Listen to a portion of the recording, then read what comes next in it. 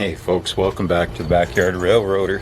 Today I'm using my son's brand new camera he just got. It's a Canon and shoots in 4K, but right now I'm just shooting in 1080p with 60 frames per minute. And I'm just doing a test, plus show you what I've done to the backyard railway so far. Laying asphalt, working on my train shed, things like that. So yeah, let's have a look. So as you can see, I've planted some trees. I've done some more asphalt work, which has turned out really nice. And I got it going back up over here. I've stopped right there for now. But eventually it's going to come out here and do a circle around the inside of this track.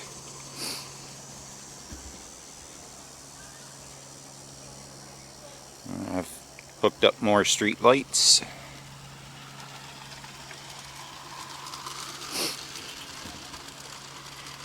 So that's what I've done so far. So just going to watch the trains for a bit now.